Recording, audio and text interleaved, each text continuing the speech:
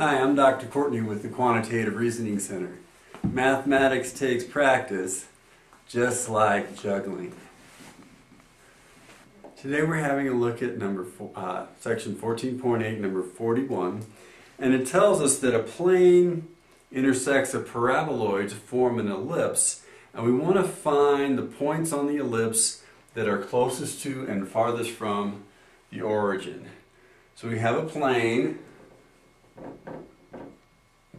and the plane is given by x plus y plus 2z is equal to 2, and it intersects a paraboloid, I've never been good at spelling, z squared equals x squared, oops, careful here, z equals x squared plus y squared, and the intersection of the plane and the paraboloid are an ellipse,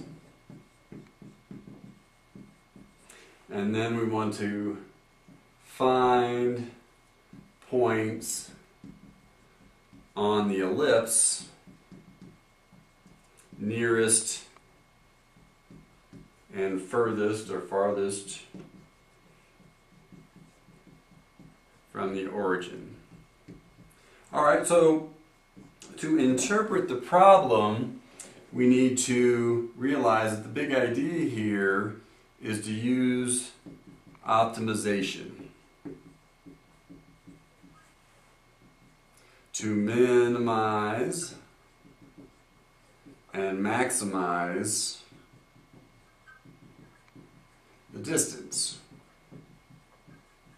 And this is just kind of the big idea, and as we develop our bullet point plan, we'll flesh out some of those details a little more carefully. So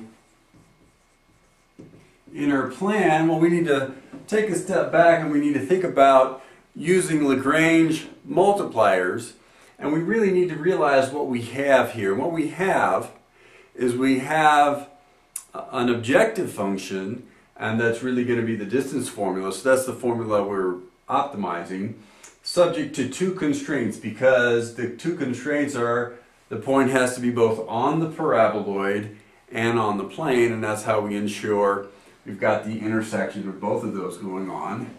So first we want to write the objective function f, and that's from using the distance formula.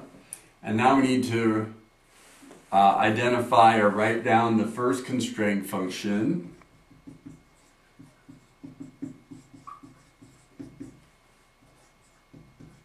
And we'll call that constraint function g. And then we need to write second constraint function.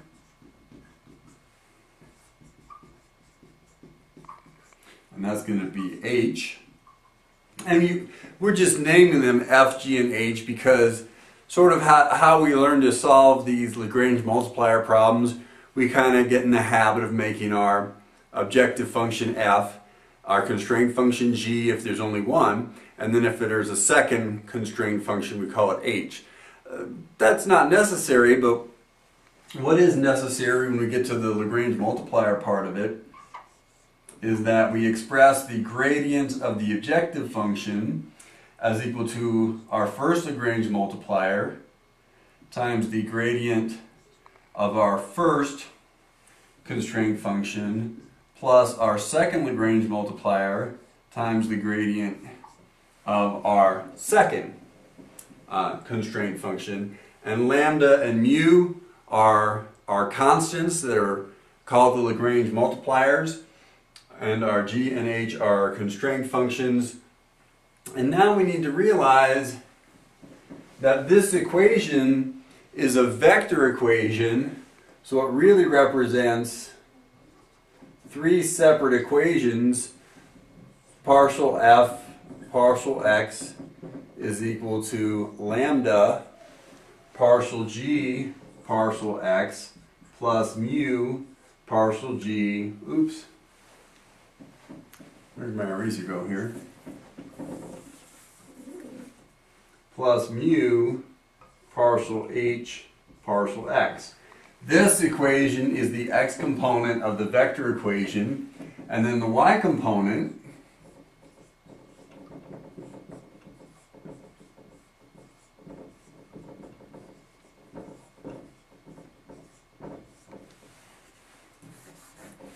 and now the z component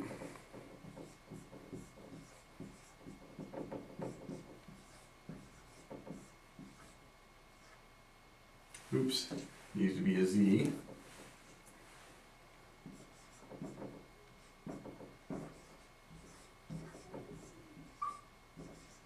And these three equations, and let's go ahead and label them 1, 2, and 3, combined with our two constraint equations. So this would be actually, since the paraboloid, we're going to need to rewrite this equation a little bit as h is equal to something, but this is going to end up being one of our constraint equations, and this is going to be another one. So three equations from the vector equation with the gradient, two equations from the constraints. We have 5 equations and 5 unknowns, so then we can solve the 5 equations for x, y, and z, and also lambda and mu come out of solving that as well. So the x, y, z coordinates end up to be our critical points, and then we test the critical points, etc. So this is still really just our plan, and we're going to move over to the computer and use Matlab for the evaluate step and see how it goes, because Matlab is much more efficient than trying to work out all these computations in the plan with pencil and paper. Okay, we have Matlab up and running on the computer, and the first thing we want to do is we want to hit it with a sims command to define all our variables, and we want our variables to be x, y, z, and we'll use la for lambda, and we'll go ahead and use mu for mu, and let's define these as real so we don't have imaginary solutions jumping in as well to have to bugger up our works. And the first thing we wanted to do is define our objective function, which we decided to call f. And our objective function is the distance from the origin, and the distance of any point in the x, y, z coordinate system from the origin is just, well, it would be the square root of it. So let's go ahead and make our function f, rather than it being the distance, it's going to be the square of the distance, and that makes the math a little easier because we don't have square roots running around. So that's our objective function, and then g is our first constraint function, and that turns out to be x plus y plus 2z. And of course the constraint here is going to be that this function is equal to 2, but for now we'll just let that be g. And then the function h we get from, it's really z equals x squared plus y squared is the constraint, but we want to subtract z from both sides, so that gives us x squared plus y squared minus z, and that constraint is going to end up being equal to 0. Now we need to compute all 9 partial derivatives here. So we need to compute the partial of f with respect to x, and that's just accomplished using this command. And then we can use the up arrow to go a little quicker so we don't have to retype everything. Compute partial f with respect to y, partial f with respect to z. So that's our 3 partial derivatives in f. Now we need our 3 partial derivatives with respect to g. The 3 partial derivatives of g with respect to x, and now with respect to y, and with respect to z. And now our 3 partial derivatives of h, first with respect to x, and take a little care with our syntax. Partial of f with partial of h with respect to x, partial of h with respect to y, and partial of h with respect to z. Alright, so now we've computed all the partial derivatives that are needed, and so now we can use the solve command to solve the 5 equations and 5 unknowns. And this is where it's useful having a gentle reminder that MATLAB doesn't know that we want the solutions for lambda and mu to go into the vectors uppercase L and uppercase M. It just puts the answers to however many variables they are in alphabetical order. So we're careful to arrange the vectors that are going to hold the solution in alphabetical order. And now we use the solve command. And all the arguments of the solve command need to be expressions which are equal to 0. So partial f partial x minus lambda times partial g partial x minus mu times partial h partial x. So this is the expression that you would get if you subtracted from the right hand side of the equation lambda partial g with respect to x and mu times partial h with respect to x. So this is an expression equal to 0 from our first equation that we had on the board. Now the same idea, but now kind of the y component of things coming in here.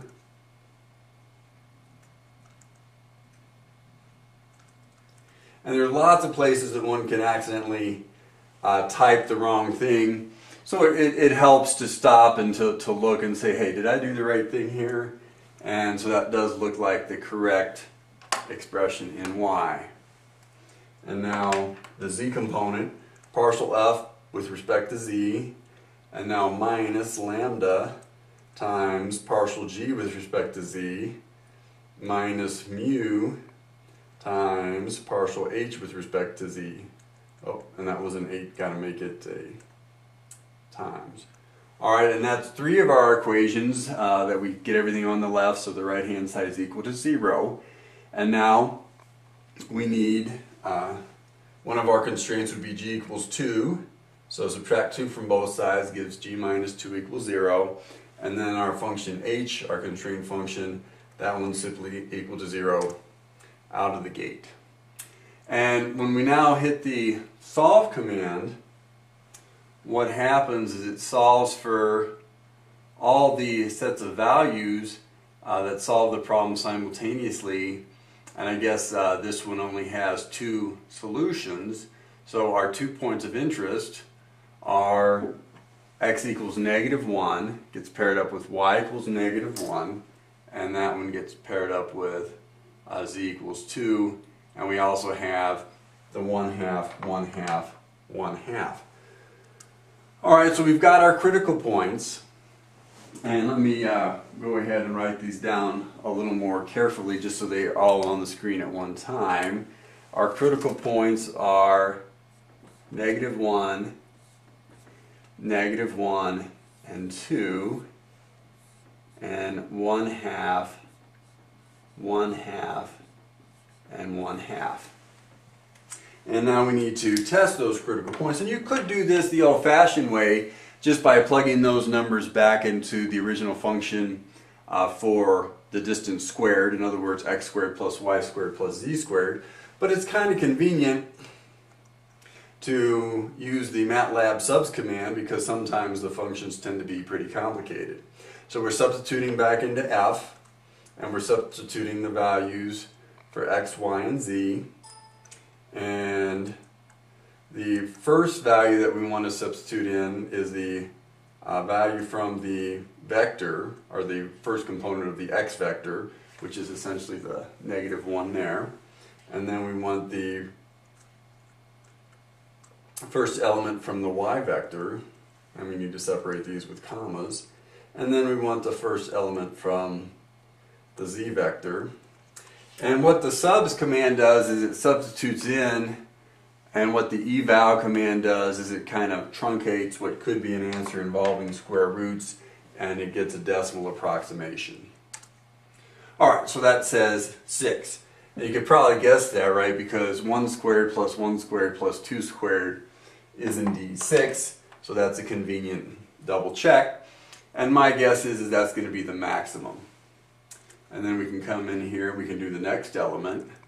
And the next element is essentially substituting in the 1/2, the 1/2, and the 1/2 for the x, y, and z. So it's like 1/2 squared plus 1/2 squared plus 1/2 squared. So I'm kind of betting on 3/4. Alright, so these are our two answers. We've now completely optimized the problem. The point on that ellipse furthest away from the origin is the point -1, -1, 2, and it's a distance away that would be the square root of 6. And then the other, the minimum on that ellipse, the closest point on that ellipse to the origin is 1/2, 1/2, 1/2, and its distance away is the square root of 3/4. So this is a nice example of how MATLAB is a very powerful tool for solving Lagrange multiplier problems with two constraints. So just for viewer convenience, we can open back up the history window, and the history window is a record of all the commands we just did. So it makes for a nice screenshot here at the end, the last few seconds of the video, for all the commands that it took to solve the problem in MATLAB.